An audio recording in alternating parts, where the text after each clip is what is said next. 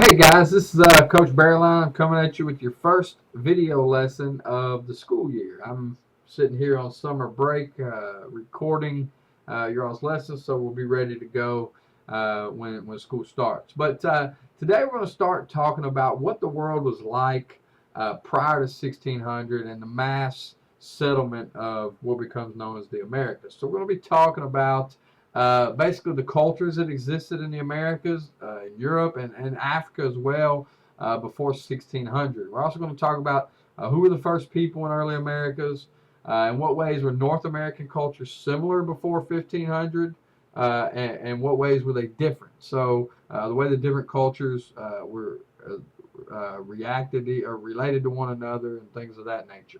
We're also going to talk about African cultures and how they compared with one another at that time. And of course, we'll talk a little bit about European exploration. This is all kind of going to set the stage for European colonialism, which will kind of really start the march toward the establishment of the United States.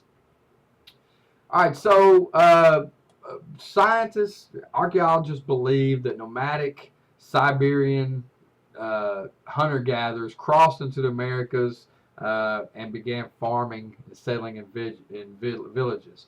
So during the Ice Age, there was a land bridge called Beringia, uh, uh, which connected Asia and North America. It's called that because it crossed the Bering Strait. Uh, Between 12,000 40,000 years ago, they crossed the land bridge, Asian people, Siberians specifically, and they moved from place to place following herds and food and things of that nature. They were hunter gatherers.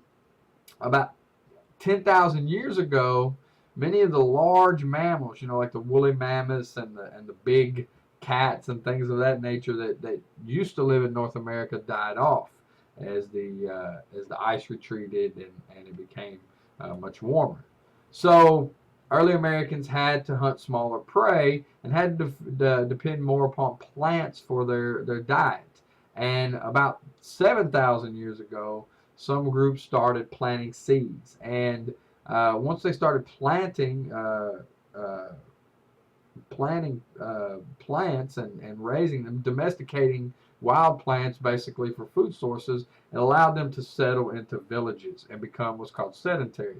And this change is called the agricultural revolution. And it really happens all over the world in different times and places. And it is a huge step forward for mankind because no longer do we have to live a nomadic lifestyle. All right, so as a result, you have the building of urban empires, especially in Mesoamerica, which is what today we call Central America and Mexico. Mexico, Honduras, El Salvador, Guatemala, Ecuador, all of those countries in there, that's what we refer to as Central America. At the time, it's also referred to Mesoamerica, I should say. One of the major early cultures, the Olmecs, and that began around 1200 BC, had a tremendous influence on later cultures such as the Maya. And the Maya probably, you guys know because of the Mayan calendar, and the world was supposed to end a little while back, allegedly. So they began their rise about 400 BC. So, you have some overlap between these empires, but the Maya began their rise about 400 BC. And the Maya are the ones that build these fantastic pyramids, and they develop writing systems and number systems with zero, for instance, which was a huge step forward. And of course, the one you probably know the most about, the Aztec, because that's the one that's going to finally have the huge clash with the Spanish and with Cortez, and you guys probably know Montezuma and names like that. So in the 1400s, the Aztec were a very militaristic empire, and they really became the power in Mexico. And their capital was modern-day Mexico City, but at the time was known as Tenochtitlan. So early Native Americans encountered all sorts of different environments, and they adapted their cultures to deal with those environments. So the Hohokam people in the southwest of what would now be called the United States developed irrigation and things of that nature. You had the Anasazi, which would become the Pueblo. They used adobe to build. They built adobe buildings called Pueblos in the southwest. In other areas, you had the Adena and the Hopewell, who were known as mound builders. Today, archaeologists find these huge mounds all over the United States where they think that the groups like the Adena and the Hopewell buried their dead. And in Mississippi, in the Mississippi River Valley, you had the most advanced farmers, at least the most advanced in what is now the United States. And they built actual urban settlements across the southeast and the southern Midwest. So the Mississippi River is going to be, as it is today, a very important key to human settlement early on. All right, so each group varied by region, but they did share many customs and traditions. For instance, in the Southwest, most groups lived in pueblos. They were governed by councils of religious leaders. In the Northwest, you had groups that had a number of natural resources.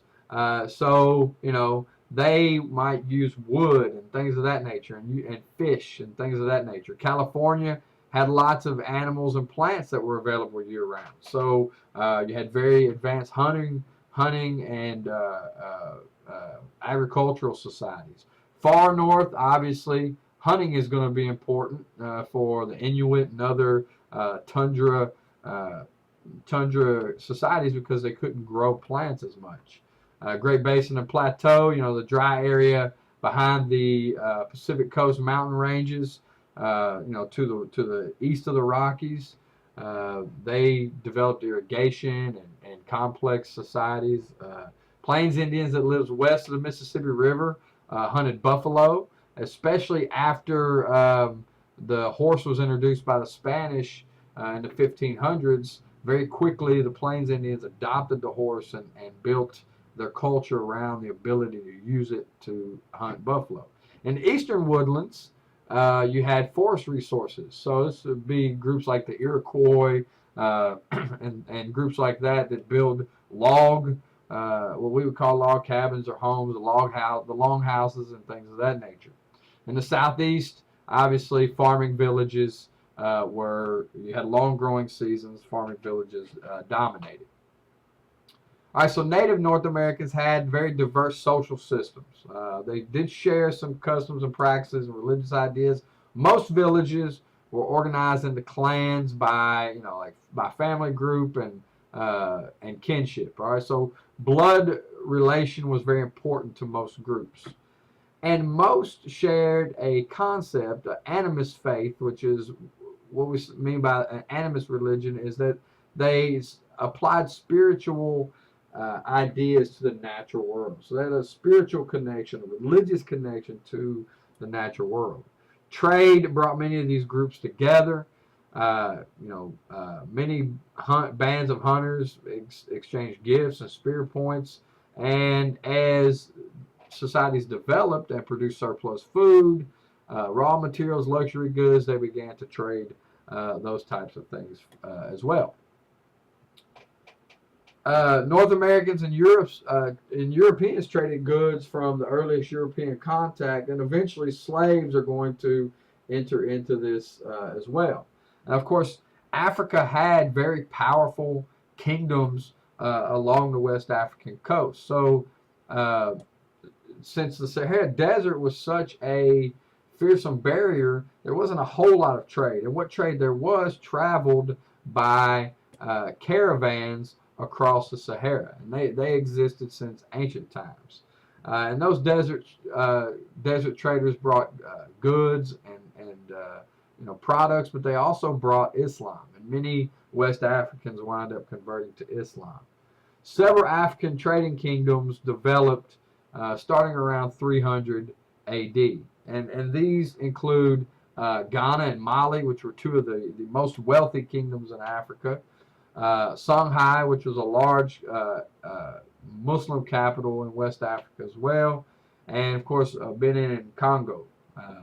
Coastal kingdoms had lots of European traders active in those regions. All of these, though, were very powerful kingdoms, and Europeans, they paid respect to these kingdoms early on. The power balance was definitely in favor of the African kingdoms early on.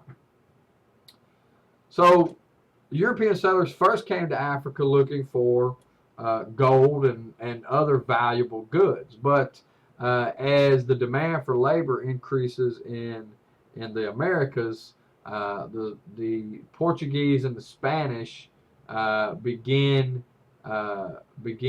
using slaves to work on plantations. So the importing of slaves begins with the Portuguese, and the Spanish are very quickly picked up by the English, the French, the Dutch, etc. So this expands the slave trade. Slave trades expanded, and during the time, 400 years of the slave trade goes on, approximately 20 million Africans are transported to the Americas. Devastating impacts on West Africa specifically, but all the way into Central and East Africa. The slave trade decimates populations, entire kingdoms disappear, and basically cripples Africa in many ways even today. All right, so in Europe you have political, cultural, and religious changes that lead to this exploration. The Middle Ages, the Crusades, basically dominated that time period. The church was the most powerful organization, but in the 1400s you start to have the rise of absolute monarchs. All right, and you also at the same time, though, in England have limits placed on royal power for the first time. So there's kind of this dual thing going on. You have kings and queens becoming more powerful, but at the same time you have people beginning to try to check that power as well. All right, so of course the Renaissance and the Reformation have an impact because you have an increase in prosperity from trade, specifically in the Mediterranean, increased education, and scientific advances. Also, you had discontent with the Roman Catholic Church. And of course, that results in Martin Luther's 95 Theses, which kicks off the Reformation, which is going to result in the split of the church into Catholicism and Protestantism. So these things, this better education, these scientific advancements, and increased discontent with the church are going to lead to the exploration.